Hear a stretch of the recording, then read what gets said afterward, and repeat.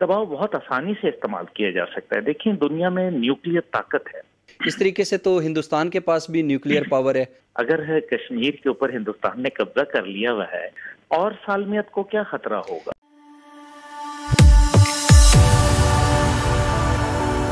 जय हिंद दोस्तों, मोदी देश में आपका स्वागत है। आज पाक मीडिया कश्मीर के बारे में बात कर रहे हैं। पाक मीडिया कह रहा है कि कश्मीर में जो हो रहा है उसे रोकने के लिए पाकिस्तान को भारत के साथ जंग कर देनी चाहिए और कश्मीर को पाकिस्तान में ले आना चाहिए, और इसके लिए पाकिस्तान को अगर एटम बम का इस्तेमाल करना पड़े भारत के खिलाफ तो वो भी करना चाहिए। तो उस पे पाकिस्तानी एंकर ने जब सवाल पूछा कि भारत के पास भी तो एटम बम है, भारत भी तो वो पाकिस्तान के खिलाफ इस्तेमाल कर सकता है, तो वो सुन के पाकिस्तानी पैनलिस्ट दूसरी चीज़ें कहने लगा इसका जवाब ना देने के लिए।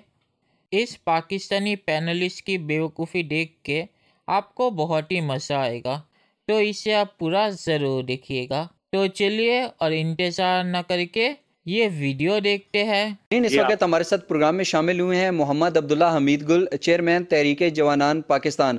आप क्या समझते हैं कि आलमी सतह पर पाकिस्तान कश्मीर का मुकदमा मौसर अंदाज से लड़ने में कामयाब रहा या नाकाम? एक बहुत अच्छी अपॉर्चुनिटी हमने 1962 में गंवा दी, जब हमें चाइना ने एक भरपूर मौका दिया, और आज हम उसको रोते हैं।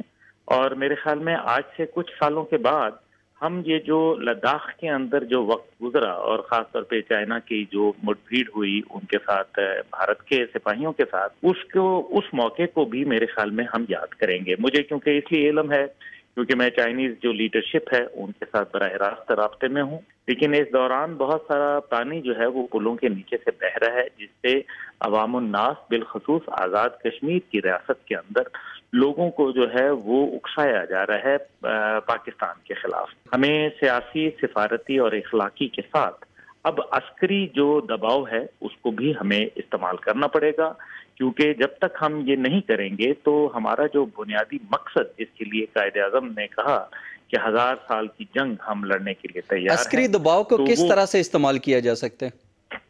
दबाव बहुत आसानी से इस्तेमाल किया जा सकता है। देखिए, दुनिया में न्यूक्लियर ताकत है।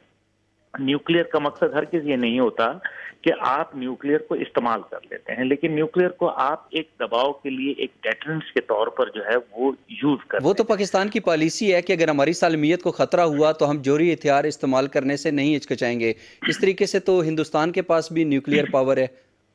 बड़ी खूबसूरत बात आपने कही कि पाकिस्तान की सालमियत को खतरा हुआ। अगर है कश्मीर के ऊपर हिंदुस्तान ने कब्जा कर लिया हुआ है और आर्टिकल 370 और 35A का इतलाक कर चुका है, यूनाइटेड नेशन की तमाम करारदादों से वो बाहर आ चुका है, और सालमियत को क्या खतरा होगा। जैसे आपने आर्टिकल 370 और 35A का जिक्र किया, जब हिंदुस्तान ने 5 अगस्त 2019 को मकबूजा कश्मीर की खसूसी हैसियत ख़त्म की, तो उसके बाद अभी तक जितना टाइम गुजरा है, इस सूरत हाल को मद्देनज़र रखते हुए आप क्या समझते हैं कि कश्मीर की खसूसी हैसियत कभी बहाल होगी, या अब आप समझते हैं कि शायद कश्मीर की खसूसी हैसियत हमेशा के लिए ख़त्म हो चुकी है?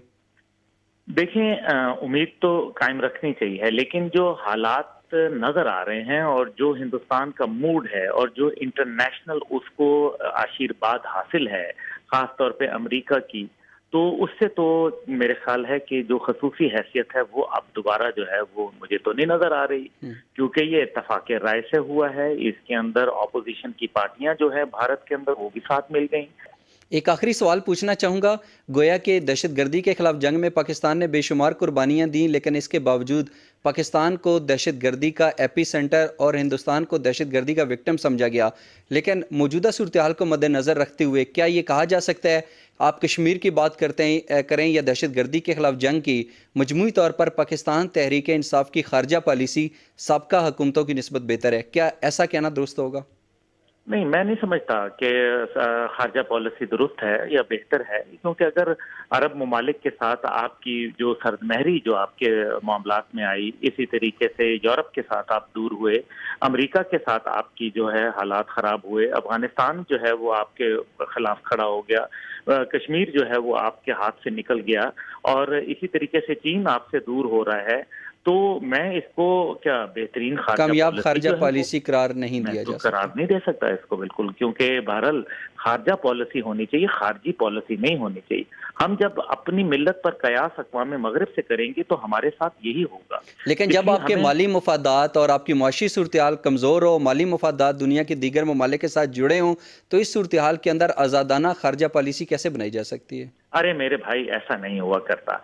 आप दुनिया का अगर मकरूज़ तरीन मुल्क जो है देख लें तो वो अमेरिका है, और पाकिस्तान तो उसका अशर अशीर भी नहीं है मकरूज़ होने में। दुनिया में आप नॉर्थ कोरिया की मिसाल देख लें, आप इसी तरीके से हिंदुस्तान की मिसाल देख लें। हिंदुस्तान भी एक मकरूज़ मुल्क है, तो फिर क्या मकरूज़ होने के हवाले से उसने क्या अपनी तमाम पॉलिसियां तब्दील कर दी? क्या बावजूद बंदिशों के, इंटरनेशनल बंदिशों के, क्या उसने ईरान से अपना तेल लेना बंद कर दिया? क्या ईरान के साथ तिजारत बंद कर दी? और जब वो अमेरिका के मुखालिफ था तब भी वो तेल ले रहा था, और जब वो अमेरिका की गोद में बैठा हुआ है तो तब भी उनसे वो तेल ले रहा है ईरान, जो कि सबसे बड़ा अमेरिका का दुश्मन है। इसलिए मुल्क की जो खारजा पॉलिसीज होती हैं वो किसी बगैर और तनाव और बगैर दबाव के जो है वो बनाई जाती हैं। और मैं आखिर में जरूर ये बात कहना चाहूंगा कि कश्मीर के ऊपर जो पॉलिसी है हमें उसको नजरसानी करनी पड़ेगी, और एक जामे रिटन पॉलिसी, जिसको एक स्टेटेड पॉलिसी है। आप माशाल्लाह एक बहुत सीनियर सहाफ़ी हैं, तजुर्बेकार पढ़े लिखे इंसान हैं, आप जानते हैं कि लिखी हुई पॉलिसी क्या माजी की हुकूमतों ने अगर नहीं बनाई तो मौजूदा हुकूमत तो बना लेती। तो मौजूदा हुकूमत ने अभी तक क्यों नहीं बनाया? इसका मतलब है कि कश्मीर के लिए हम अभी वो दर्द दिल नहीं रखते, वो सोच नहीं रखते, और वो हमारा जो दिल से जिसको हम कहते हैं कि हम उसको अपना, जिस तरह भारत बरमला होके कहता है कि वो हमारा अटूट अंग है, हमने अभी तक उस तरह से मेरे ख्याल में अमली तौर के नहीं ऊपर उस सोचा। तरीके से मौसर इकदामात नहीं किए, वो इकदामात करने में हम नाकाम रहे। चलिए दोस्तों, इस वीडियो पे बात करते हैं। तो पहले मैं बताना चाहूँगा कि कश्मीर में जो सफल चुनाव हुआ है उसके बाद पाकिस्तानी मीडिया और भी ज़्यादा बौखला गया है। इसलिए पाकिस्तानी मीडिया कश्मीर के बारे में और भी बातें कर रहा है, क्योंकि उन्हें पता है कि कश्मीर में जो सफल चुनाव हुआ है उसके बाद पाकिस्तान का जो भी बयान था कश्मीर पर वो सब झूठा साबित हो गया, क्योंकि कश्मीर के लोगों ने ही पाकिस्तान को जवाब दिया है कि कश्मीर में डेमोक्रेसी चाहिए, ना कि पाकिस्तान की तरह आर्मी का शासन। तो इसीलिए पाकिस्तानी मीडिया और भी ज़्यादा बौखला के ये सब चीज़ें कर रहा है, और ये सब चीज़ें कह रहा है कि कश्मीर पर हमें अभी हमला कर देना चाहिए, क्योंकि भारत तो कश्मीर में सब कुछ कर रहा है जो हम कह रहे हैं, जो पूरा झूठा है। और कश्मीर के लोगों ने चुनाव को सफल करके ये साबित कर दिया कि कश्मीर में पाकिस्तान का बयान पूरा झूठा है। तो चलिए पाक मीडिया जो कह रहा है उस पर आते हैं।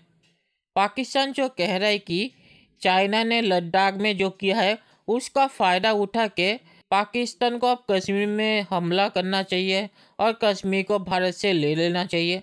तो पाकिस्तान ने अगर ये हरकत की तो पाकिस्तान को भारतीय आर्मी कड़ा जवाब देगी, क्योंकि भारतीय आर्मी जानती है कि पाकिस्तान ऐसी हरकत कर सकता है, और इसीलिए एलओसी में पाकिस्तान को भारतीय आर्मी ने दबा के रखा है। तो पाकिस्तान ने अगर गलती से भी ऐसी हरकत की तो पाकिस्तान फिर से कई मुंह दिखाने लायक नहीं रहेगा, क्योंकि आपको पता है कि कारगिल में भारतीय आर्मी ने पाकिस्तान की क्या हालत की थी। और पाकिस्तान हर चीज़ में एटम बम का नाम ले लेता है, और कश्मीर पर वो कह रहा है कि पाकिस्तान को अपने न्यूक्लियर पावर का इस्तेमाल करना चाहिए।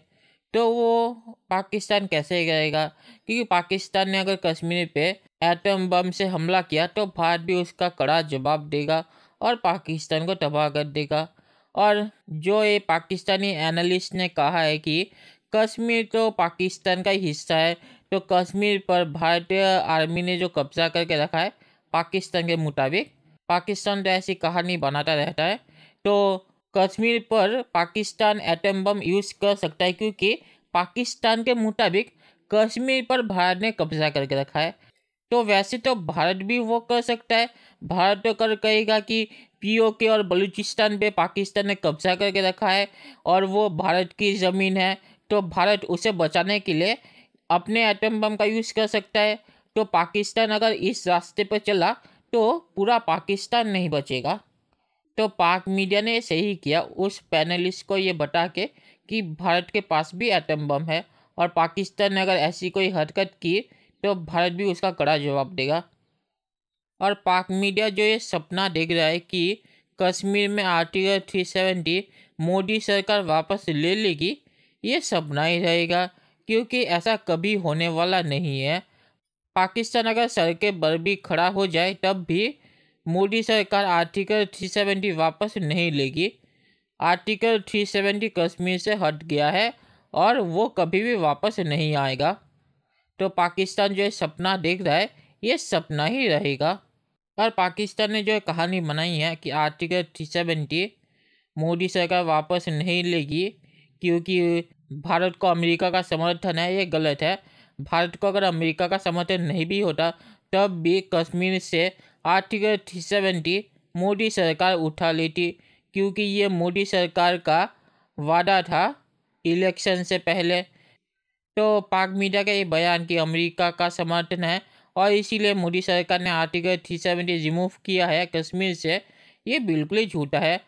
अमेरिका का अगर समर्थन नहीं भी होता तब भी मोदी सरकार वही करती, क्योंकि उन्होंने चुनाव में ये वादा किया था। और पाक मीडिया इमरान खान की फॉरेन पॉलिसी को अच्छा कैसे बोलता है ये मुझे समझ नहीं आता, क्योंकि इमरान खान के ज़माने में सऊदी अरेबिया आपसे नाराज़ है, यूएई आपसे नाराज़ है और सभी गल्फ के जो देश है वो आपसे नाराज़ है और अमेरिका भी आपको समर्थन नहीं करता। और ओआईसी में भी सऊदी अरेबिया ने पाकिस्तान को बोल दिया है कि वो पाकिस्तान को भारत से ज़्यादा प्रेफर नहीं करेंगे। तो इमरान खान की फॉरेन पॉलिसी की तारीफ पाकिस्तानी मीडिया कैसे करता है ये मुझे समझ नहीं आता। कम से कम इस वीडियो में पाकिस्तानी पैनलिस्ट ने यह सच तो कहा कि इमरान खान की फॉरेन पॉलिसी की वजह से ही सऊदी अरेबिया आज आपसे नाराज़ है।